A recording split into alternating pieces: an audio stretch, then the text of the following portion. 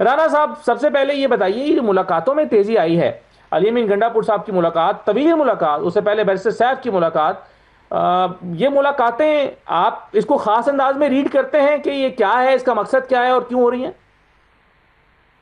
रहमान रहीम। देखिए, मैं तो इन मुलाकातों को ना कोई नेशनल पॉलिटिक्स में कोई इम्पोर्टेंस समझता हूँ कि इन मुलाकातों की इम्पोर्टेंस है, और जब नहीं भी हो रही होती मुलाकातें तो वो भी एक ऐसा जो है वो प्रोपेगेंडा होता है जिसकी कोई एक आम आदमी की जिंदगी से या जो सियासी अभी मामलात हैं उससे कोई इतना मैं नहीं इसको समझता कि हो रही है तो क्यों हो रही है, नहीं हो रही तो क्यों नहीं त्रितंत्रिये हो रही। एक बात बड़ी सिंपल सी है, उनको 14 साल की तस्वीर सजा है हुई बना हुई मैंने। है। और खान साहब इस वक्त करंटली जो पॉलिटिकल सिनारियो है उसमें नेगेटिव सियासत करने के लिए मशहूर है। और उनकी जमात जो है वो जहां उसका ऑपोजिशन का रोल है वहां जीरो रोल नजर आता है। और जो भी नेशनल डिस्कोर्स होती है सियासत के अंदर जहां कोई वो पॉजिटिवली कंट्रीब्यूट कर सकते हैं वहां वो करते हुए नहीं नजर आ रहे। तो हुकूमत का अब अगर आप एंगल लेना जाएंगे, एक ऐसा सब्जेक्ट है कि जिसको मैं तो नहीं समझता कि कोई अहम इतना कोई सब्जेक्ट है कि जिसमें मैं कमेंट करूं कि क्योंकि अब मुलाकात किसी की हो रही है या ये पीटीआई का ये मौकफ है कि अब हो रही है तो उसकी कोई सियासी जो नेशनल पॉलिटिक्स है उसमें कोई अहमियत कोई बढ़ जाएगी या कम हो जाएगी। ये इट लेकिन इज ये तो टोटली समझाइए इररेलेवेंट राणा टू द साहब कि गवर्नमेंट। जब मुलाकातें नहीं हो रही होती, लेकिन सर कोई मेथड होगा ना, कोई कोड ऑफ कंडक्ट होगा, कोई जाब्ता होगा, जेल मैनुअल होगा। जब मुलाकातें नहीं हो रही होती तो क्यों नहीं हो रही होती? और जब होना शुरू हो जाती हैं तो ऐसा क्या होता है कि अचानक होना शुरू हो जाती हैं?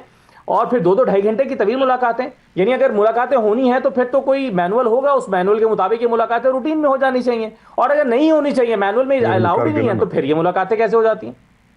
देखें, ये तो अगर नहीं हो रही तो उनको अदालत में चले जाना चाहिए, अगर हो रही हैं तो उनको शुक्रिया अदा कर देना चाहिए। लेकिन इसके अंदर मैं नहीं समझता कि पाकिस्तानी पॉलिटिक्स में कोई हलचल इससे मिलेगी कि गंडापुर साहब जिनको उनके रिसेंट जलसे के अंदर लोग जूतियां दिखा रहे थे कि वो अगर मिल रहे हैं खान साहब से जिनका मौकफ ये होता है कि आप जो है वो काम करें जो पाकिस्तान के मफाद में नहीं है कि उससे कोई सियासत में कोई हिलचुल मचेगी, हो जाए। मैं तो आपको पहले ये कह रहा हूँ ना कि जो मुलाकातें हैं वो तो सबसे ज्यादा अगर किसी की हुई है तो खान साहब की मुसलसल होती आ रही है। जो ये तासुर दिया जाता है कि नहीं हो रही, ये भी प्रोपेगेंडा होता है। तो अब जब हो रही है तो मैं उस पर कोई कमेंट नहीं करना चाहता क्योंकि इट इज इररेलेवेंट। सही है।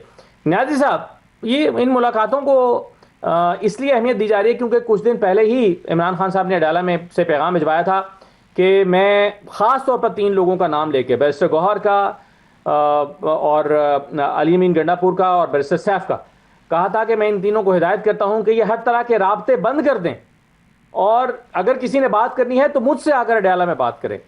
अब यही लोग जाके इमरान खान से मुलाकातें कर रहे हैं। क्या ये पैगाम रसानी की मुलाकातें हैं या इसका मतलब मौजू कुछ और है? जहां तक आपने बात किया सैदुल्ला खान पैगाम रसानी की, वो खान साहब ने बिल्कुल सबको मना कर दिया। और खान साहब ने टोटली एक बात आज वाजे की है कि कौम आगे बढ़ चुकी है और लीडरशिप और तमाम पार्लिमानी पार्टी भी समझ ले कि वर्कर्स और कौम की जो सोच है वो बुलंद तर हो चुकी है। अगर मैं मज़ाकरात करूंगा तो करूंगा, इसके अलावा किसी को ये इख्तियार हासिल नहीं है कि वो मेरी जगह बैठ के जो है वो मज़ाकरात करें। और मज़ाकरात ही पाकिस्तान की बेस पे होंगे। ये मज़ाकरात नहीं कि इमरान खान कोई एनआरओ चाहता है या अपने लिए भी कुछ स्पेस चाह रहा है, नहीं।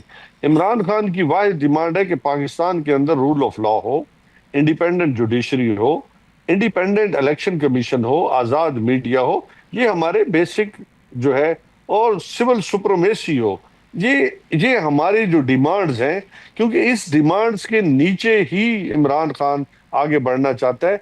अदरवाइज तो उसको कहा गया है कई दफा, डील की ऑफर्स भी हुई है कि आप पाकिस्तान से बाहर चले जाएं और अपने लिए फिर स्पेस फ्रूट।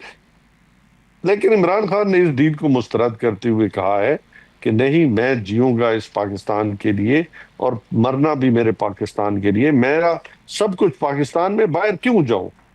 तो ये बेसिक मौक़िफ़ है। और दूसरा, मुलाकातों के हवाले से आप नहीं, मगर जो इस है पर वो तो वजीर दाखिला ने कह दिया ना।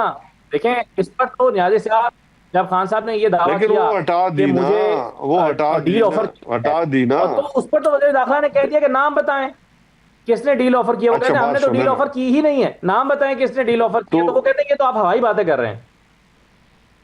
अच्छा, ये बात बताएं असदुल्ला खान, आप जेल के बाहर खड़े रहे और आपको भी अंदर नहीं जाने दिया। काश कि आपको अंदर जाने दे तो खान साहब आपको बता देंगे नाम।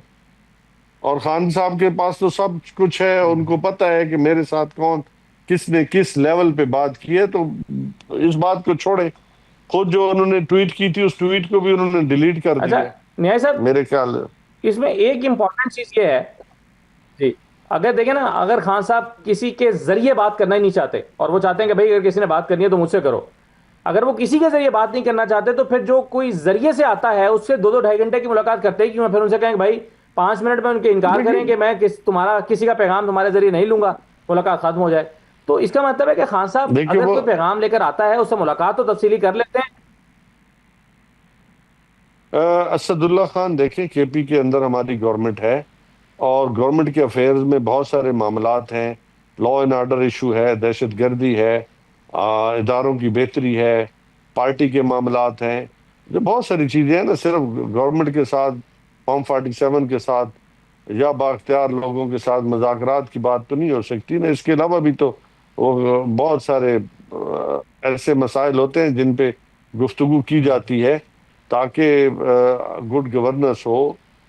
उसके अलावा जैसे मैंने कहा कि बहुत ऐसे मामलात भी हैं जो खान साहब को इल्म है और उन्हें डायरेक्शंस देनी होती है, पार्टी के हवाले से भी और गवर्नेंस के हवाले से भी। अच्छा राणा साहब, ये बताइए कि ये जो मामला है पीपल्स पार्टी और पीएमएलएन के दरमियान, यानी बिलावल साहब ने पंजाब को तनकीद का निशाना बनाया और कहा कि अभी तक इमदाद आप क्यों नहीं मांग रहे। मरियम साहबा ने उसका जवाब दिया और उन्होंने कहा कि आप अपने मुफ्त मशवरे अपने पास रखें। फिर आजमा बुखारी साहबा ने इस पर वीलॉग किया, उन्होंने कहा कि अपनी सड़कें देखी हैं, अपने सिंध के हालात देखे हैं और हम मांगने तांगने वाले नहीं हैं और मरियम नवाज शरीफ की बेटी हैं, किसी के आगे हाथ नहीं फैलाएंगी।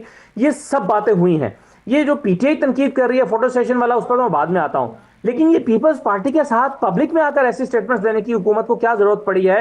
ये भी तो हो सकता था, आपका वर्किंग रिलेशनशिप है, आप दोनों हुकूमत में हैं, कहीं बैठ के बात की जा सकती थी, पैगाम रसानी हो सकती थी। इसको पब्लिक में ये मामला कैसे आ गया? ये देखिए, इसमें जो है, आज मरियम नवाज साहिबा ने इफ्तिताह किया है इलेक्ट्रिक बसेस का फैसलाबाद के लिए, तो आज वो यहाँ भी आई थी और उन्होंने ये बातें दोहराई।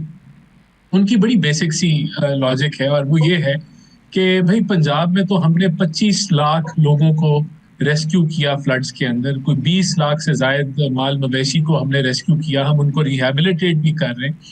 तो हम तो भीख नहीं मांग रहे कि आप एक तरफ, हम तो अपने बलबूते पे मेहनत कर रहे हैं, सर झुका के पूरी दिन रात जो काबीना है उसको फ्लड रिलीफ पे लगाया हुआ है, दिन रात इंतजामिया को फ्लड रिलीफ पे लगाया हुआ है, अवाम खुद वो जो है ऑन ग्राउंड मेहनत कर रही हैं। तो भैया आपने अगर कोई काम करना है तो आप सिंध में करें।